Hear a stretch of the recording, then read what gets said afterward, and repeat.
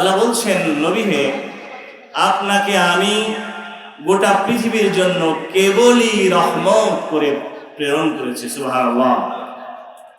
সুতরাং আজকের এই মাহফিলে আমরা যারা উপস্থিত আছি, নবীজির জীবন সম্পর্কে যারা বলছি, যারা শুনছি, তারা রহমতের ভিতরে আছি। আমরা সবাই বলি আলহামদুলিল্লাহ।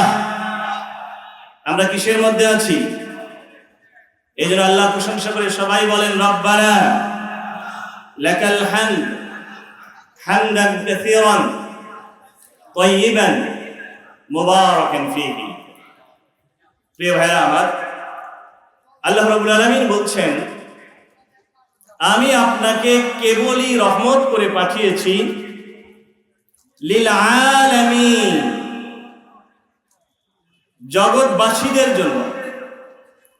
এখানে আলাম শব্দটি বহুবচন, আলামের বহুবচন ব্যবহার করা হয়েছে। আলামিন এক বচনে আলাম, বহু বচনে আলামিন।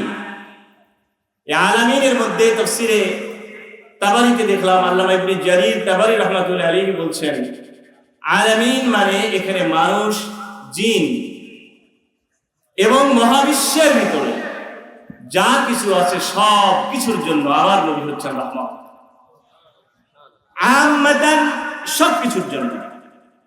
কারণ নবীজি যদি না থাকতেন তাহলে এই মহাবিশ্ব ধ্বংস হয়ে যেত, ঠিক কিনা? আল্লাহ রাব্বুল আলামিন বলেছেন, লা তাকুমুস সাআতু হাত্তা ইকাল আল্লাহ আল্লাহ। যতক্ষণ পর্যন্ত এই জমিনে আল্লাহর নাম উচ্চারণ করা হবে ততক্ষণ পর্যন্ত কিয়ামত সংঘটিত হবে না।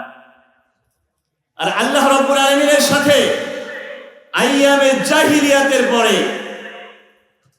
অধপতিত ঘুণে ধরা মানব সমাজকে আল্লাহর সাথে পরিচয় করে যিনি দিলেন, তিনি কে? তিনি আমাদের নবী রাহমাতুল লিল আলামিন মুহাম্মদুর রাসূলুল্লাহ সাল্লাল্লাহু আলাইহি ওয়াসাল্লাম। অতএব নবী যদি না আসতেন আল্লাহর নাম থাকতো না। আল্লাহর নাম না থাকলে এই গ্রহ, নক্ষত্র, চন্দ্র, সূর্য, তারকা, বৃক্ষরাজি কোনো কিছুই থাকতো না। আল্লাহর নবী যদি না থাকতো, নবী যদি না আসতেন, তাহলে এই জমিনে আল্লাহ রাব্বুল আলামিন বৃষ্টি নাজিল করতেন না। এই জন্য গোটা পৃথিবীর জন্য আমার নবী হচ্ছেন রহমত। একটু জোরে করে জবান খুলে বলি আলহামদুলিল্লাহ। প্রিয় হাজিরিন, আল্লাহর নবী সাল্লাল্লাহু আলাইহি ওয়াসাল্লাম রহমত ছিলেন সবার জন্য। রহমত ছিলেন মক্কাবাসীর জন্য। যেদিন নবীজি এই দুনিয়ায় আগমন করবেন সেই বছরে মক্কাবাসীর জন্য রহমত হয়ে আসলেন আমার নবী। আমরা জানি নবীজির আগমনের 50 দিন আগে আব্রাহা কাবা ধ্বংস করার জন্য একদল হাতি নিয়ে এসেছিলেন কাবাকে আক্রমণ করার জন্য। যেটা আল্লাহ রাব্বুল আলামিন বলছেন, আলাম তারা কাইফা ফাআলা রাব্বুকা বি আসহাবিল ফিল আলাম ইয়াজআল কাইদাহুম ফি তাদলিল ওয়া আরসালা আলাইহিম তায়রান আবাবিল।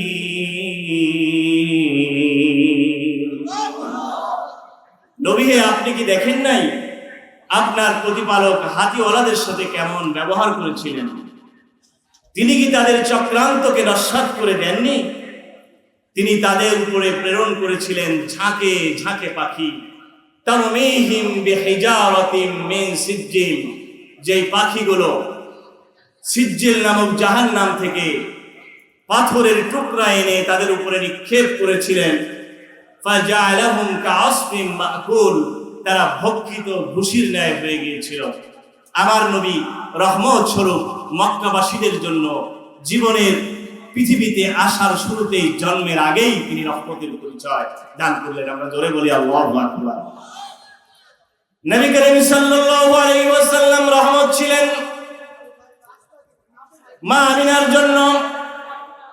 মা আমিনা বলেন, আমার গর্ভ থেকে শিশু মুহাম্মদ সাল্লাল্লাহু আলাইহি ওয়াসাল্লাম যেদিন জন্মগ্রহণ করলেন, আমি রাত্রিবেলায় স্বপ্নে দেখলাম আমার পেট থেকে একটা নূর বের হয়ে সিরিয়ার প্রাসাদগুলো আলোকিত হয়ে গেল। আমার নবী রহমত ছিলেন মা হালিমার জন্য। মা হালিমা, দুগ্ধমাতা হালিমা, তিনি বলেন শিশু কালেকশন করার জন্য আমরা এসেছিলাম সাদ গোত্র থেকে, তায়েফ থেকে, কিন্তু আমার গাধাটা ছিল এত দুর্বল, হাঁটতে পারে না, এই জন্য সবার পিছনে পড়ে গিয়েছিলাম। অতঃপর যখন কোনো বাচ্চা পেলাম না, খালি হাতে ফেরত যাব, আমার স্বামী বলল চলো ওই যে একটু পূর্বে একটা এতিম বাচ্চার কথা শুনেছি, দেখতে যদি সুন্দর হয় কমপক্ষে খালি হাতে ফেরত যাওয়ার চাইতে ওই এতিম বাচ্চাটাকে নিয়ে যাব। হযরতে হালিমা বলেন আমি যখন শিশু মুহাম্মদকে দেখার জন্য মা আমিনার গৃহে যখন আমি পা দিলাম, শিশু মুহাম্মদকে যখন কোলে নিলাম, আমার মনে হলো মুহাম্মদকে কোলে নেই নাই, আমি যেন আকাশের পূর্ণিমার চাঁদটাকে আমার কোলে ধারণ করেছি। তিনি বলছেন আমি যখন তাঁবুতে ফিরে আসলাম, সময়টা ছিল দুর্ভিক্ষের, আমাদের গাধার সঙ্গে একটা উট ছিল, এত দুর্বল, তার ওলানে কোনো দুধ ছিল না। আমার আরেকটা বাচ্চা ছিল, আমার স্তনে দুধ ছিল না বলে বাচ্চাটা রাত্রিবেলায় শুধু ডিস্টার্ব করত। কিন্তু আমি যখন শিশু মুহাম্মদ সাল্লাল্লাহু আলাইহি ওয়াসাল্লামকে নিয়ে তাঁবুতে ফিরে আসলাম, আমার স্তন দুধে ভরে গেল। আমার স্বামী উট থেকে বালতি বোঝাই করে বালতি ভরে দুধ দহন করলেন, এবং ওই দুধ খেয়ে, আমার স্তনের দুধ খেয়ে আমার যেই বাচ্চাটা প্রতিদিন রাত্রিতে কান্না করতো সেই বাচ্চা এবং শিশু মুহাম্মদ দুজনেই আরামে ঘুমিয়ে গেল। জোরে বলেন না সুবহানাল্লাহ। তিনি ছিলেন মা হালিমার ঘরে রহমত। মা হালিমা বলছেন আমি যখন ফিরে যাচ্ছিলাম, আমার যেই গাধা হাঁটতে পারে না সেই গাধা এত দ্রুত চলছিল, সঙ্গীরা জিজ্ঞেস করলো মা শানুকা ইয়া আবা ইয়া বিনতি আবি যুয়াইব, হে যুয়াইবের কন্যা তোমার কি হলো? আহাদিহি আতানুকা আল্লাতী কুনতি আলাইহা, এ কি তোমার সেই গাধি যেই গাধির পিঠে চড়ে তুমি এসেছিলে? আমি বললাম হ্যাঁ হাদিহি হিয়া, এটা সেই গাধি বটে। তারা বলল ইন্না ফি হাযা লাশানুন কাবীর, নিঃসন্দেহে এর ভিতরে একটা রহমত রয়েছে, এর ভিতরে একটা বিরাট ব্যাপার রয়েছে।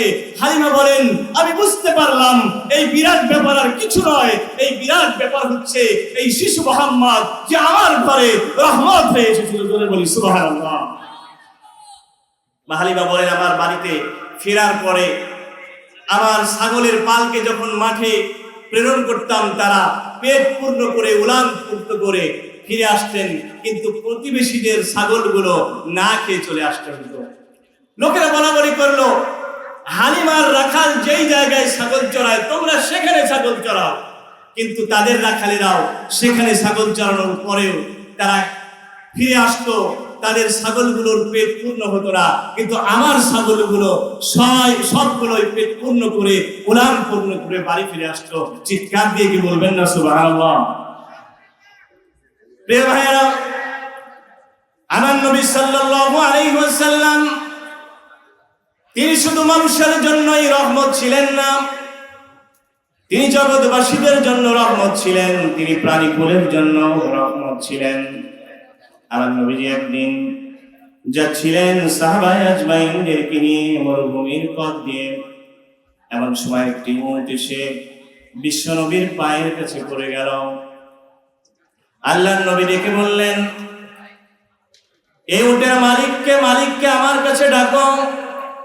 উটের মালিককে যখন ডেকে আনা হলো, নবীজি বললেন হে উটের মালিক, তোমার এই উট আমার কাছে অভিযোগ করে বলছে ইয়া রাসূলুল্লাহ ইয়া হাবিবাল্লাহ, আমি যখন যুবক ছিলাম আমার মনিব আমাকে অনেক খাটাতো, তখন আমি সহ্য করতে পারতাম, কিন্তু এখন আমি বৃদ্ধ হয়ে গিয়েছি, এখন তো হাড় ভাঙা পরিশ্রম আমার আর সহ্য হয় না। ইয়া রাসূলুল্লাহ, ইয়া হাবিবাল্লাহ, এই কথা কাকে বলবো? রাহমাতুল লিল আলামিন আপনাকেই বলতে এসেছি। আবার নবী সাল্লাল্লাহু আলাইহি ওয়াসাল্লাম উটের মালিককে বললেন, উটকে তুমি ছেড়ে দাও, উটকে তুমি মুক্ত করে দাও। উটের মালিক মুক্ত করে দিলেন। কিছুদিন পর পর এই উটটি জঙ্গল থেকে এসে আমার নবীর সঙ্গে দেখা করে যেত। কেন? আমার নবীজি ছিলেন প্রাণীকুলের জন্য রহমত। আমার নবী ছিলেন গোটা পৃথিবীর স্ত্রী কুলের জন্য, নারীর জন্য রহমত। আপনারা জানেন যে যুগে নবীজি এসেছিলেন সেই যুগকে বলা হতো আইয়ামে জাহিলিয়া। কন্যা সন্তান জন্মগ্রহণ করলে জীবন্ত কবরে পতিত করা হতো। এটা কোনো গাল গল্প নয়। আল্লাহ রাব্বুল আলামিন সূরার তাকবীরের মধ্যে বলেছেন, ওয়া ইযাল মাউউদাতু সুইলাত বিআইয়ি যামবিন কুতিলাত। কিয়ামতের ময়দানে জীবন্ত পতিত নারীকে উত্থিত করা হবে, তাকে জিজ্ঞাসা করা হবে কোন অপরাধে তাকে হত্যা করা হয়েছে। তার মানে জীবন্ত কন্যা পতিত করা এটা সত্য। বিশ্ব নবী আসলেন, আল্লাহর নবী নারীকে এত সম্মান দিলেন। তিনি বললেন, যার ঘরে একটি কন্যা সন্তান জন্মগ্রহণ করেছে, সে যদি সেই কন্যা সন্তানকে বড় করে, লালন পালন করে, আদব শিক্ষা দেয়, বিয়ে দেয়, সে এবং আমি নবী এমনি করে একসঙ্গে জান্নাতে থাকবো। দুটি কন্যা সন্তানকে যদি বড় করতে পারে, সে তার সঙ্গে আমি এভাবে জান্নাতে থাকবো, তার জন্য দুটি জান্নাত। তিনটি কন্যা সন্তানকে যদি কেউ বড় করতে পারে, তার জন্য তিনটি জান্নাত। একটু চিৎকার দিয়ে বলেন না আল্লাহু আকবার। এক সাহাবী এসে রাসূলকে বলছে, ইয়া রাসূলুল্লাহ, আমি জিহাদে যেতে চাই, আমাকে অনুমতি দেন। রাসূল বললেন, তোমার বাড়িতে কে আছে? সে বলছে, আমার বাড়িতে আমার অসুস্থ মা আছে। রাসূল বললেন, ফালজিম বিহা ফা ইন্নাল জান্নাতা তাহতা আকদামিহা। তোমার মায়ের খেদমতে তুমি লেগে থাকো, কারণ মায়ের পায়ের নিচে আল্লাহর জান্নাত। আল্লাহ রাসূল ছিলেন শ্রমিকের জন্য রহমত। রাসূল বললেন, শ্রমিকের গায়ের ঘাম শুকানোর আগেই তার সমস্ত পাওনা পরিশোধ করে দাও। রাসূল ছিলেন স্ত্রী জাতির জন্য রহমত। রাসূল বলেছেন, খায়রুকুম খায়রুকুম লিআহলিহি। তোমাদের মধ্যে ওই ব্যক্তি সর্বোত্তম যে তার স্ত্রীর কাছে উত্তম। আমি মুহাম্মদ সাল্লাল্লাহু আলাইহি ওয়াসাল্লাম আমার স্ত্রীদের কাছে উত্তম। তার মানে না পুরুষ জাতির জন্য সার্টিফিকেটের ক্ষমতা দিলেন স্ত্রী জাতিকে। অথচ আজকের গোটা পৃথিবীর নারীবাদীরা বলে ইসলাম নারীকে ঠকিয়েছে। ইসলাম নারীকে ঠকায়নি, গোটা পৃথিবীর নারীদেরকে অন্ধকার কবর থেকে তাদেরকে এমন উচ্চতায় পৌঁছে দিয়েছে বিশ্ব নবী। রাসূল বলেছেন, মায়ের পায়ের নিচে আল্লাহর জান্নাত। জোরে বলে আল্লাহু আকবার।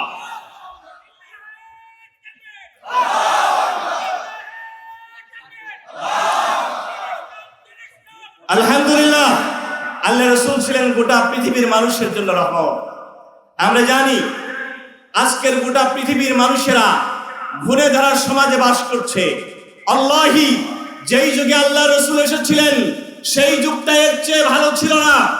আইয়ামে জাহিলিয়াত, সেই আইয়ামে জাহিলিয়াত বিশ্ব নবীর রহমতের মাধ্যমে পরিণত হলো খায়রুল কুরুন, শ্রেষ্ঠ যুগ হিসেবে। আজকেও যদি গোটা পৃথিবীতে রাসূলের আদর্শকে প্রতিষ্ঠা করা হয়, তাহলে আমার এই পৃথিবীতে শান্তি আসতে পারে। দুনিয়ার কোনো কারোর বাপের তন্ত্র দিয়ে, স্বামীর তন্ত্র দিয়ে, মানুষের তৈরি করা আইনার মতবাদ দিয়ে শান্তি আসতে পারে না।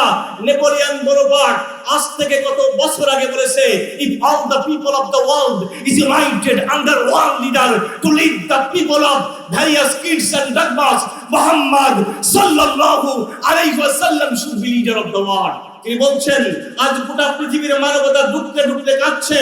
এই বিশ্ব মানবতাকে যদি একজন নেতার আন্ডারে দিতে হয়, যেই নেতার মাধ্যমে পৃথিবী আবার শান্তি পাবে, অবশ্যই সেই নেতার নাম হবে মুহাম্মাদুর রাসূলুল্লাহ। You know, my dear audience, আপনারা জানেন মাইকেল এইচ হার্ট তিনি একটি বই লিখেছেন, যেই বইয়ের নাম দি 100। এই বইয়ের শুরুতেই 100 জন মানুষের তালিকা তিনি করেছেন। শ্রেষ্ঠ মানুষ 1 নম্বরে জায়গা দিয়েছেন মুহাম্মদুর রাসূলুল্লাহ সাল্লাল্লাহু আলাইহি ওয়াসাল্লাম।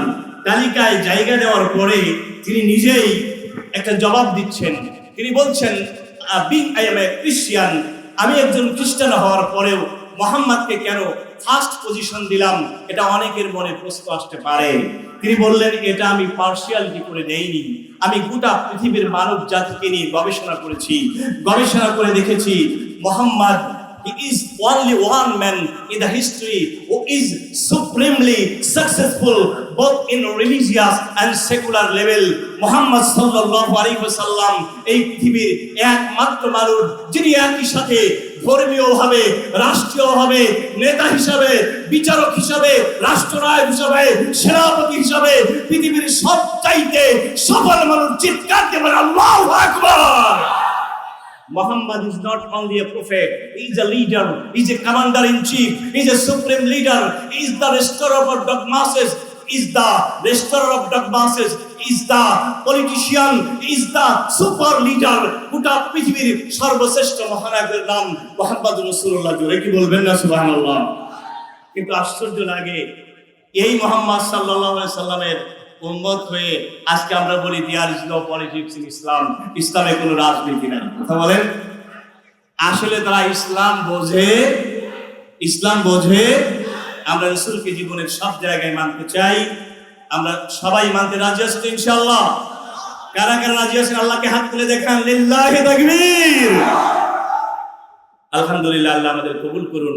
এই কথাটুকু বলেই সংক্ষিপ্ত বয়ান এখানেই টানছি।